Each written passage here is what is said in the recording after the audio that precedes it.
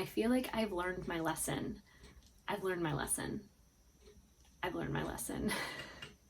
If I say it enough times, will it be true? I don't know. Hello everyone, how are you today? I hope that you're having a really good day. If you're new to my channel, my name is Taylor. I come to you from Baltimore, Maryland, and I'm usually hosting a podcast called Thread to Mend.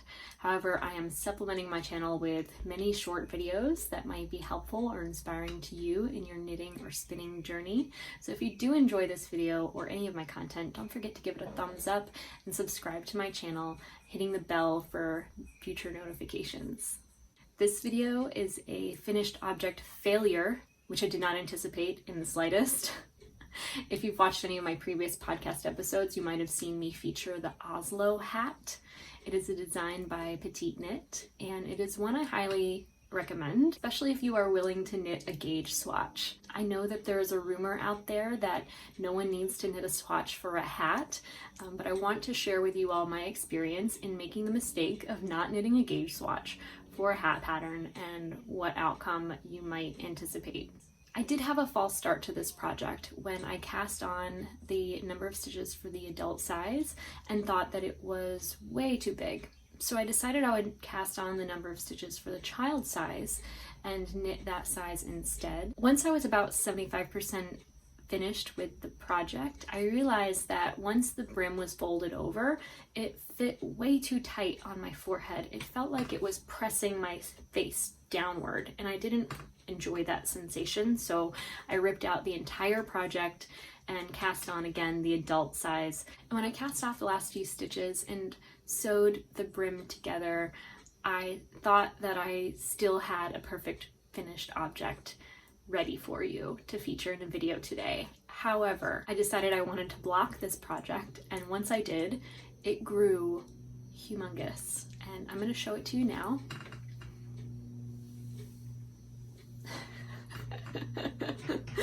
Is this not too much?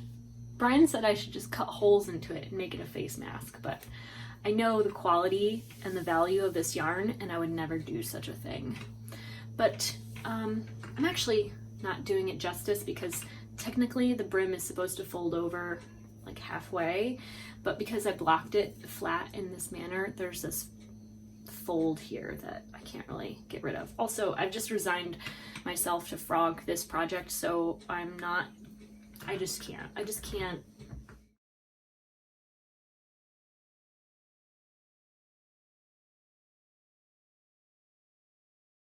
I'm not exactly doing this pattern justice here, because this seam is the inside seam that you'd actually fold the brim over to hide. However, I'm having the hardest time this morning getting it to sit in the right place. There we go. How's that? So let me tell you a little bit about the yarn I'm using. It is a gorgeous yarn that I picked up at the New York State Sheep and Wool Festival last year. It was grown by Karen Kennedy at the Ensign Brook Farm, and it is a DK weight yarn that is 220 yards per 100 grams. Now in my mind, 220 yards per 100 grams is like a worsted weight, but they say that this is DK, and I don't know that. Okay, fine, sure. But it's lovely yarn, and I enjoyed every minute that I knit with it, which is the saving grace of this project, because I can at least say I didn't hate the process. You can see it has lovely stitch definition, and if I didn't mention already, this is a Romney Merino blend, which means that it is a little bit rustic, and I have to say, now that I'm wearing it, it is a little itchy on the face. I don't know that I would have enjoyed this project even if it did fit, because this may just be a blessing in disguise. I do plan to frog this project as soon as this video is finished and wind it onto my nitty knotty, which I am lucky to have since I am a hand spinner, and then I will wash the yarn to get out the crimp from these knit stitches after blocking, and then save this yarn in my stash for another project.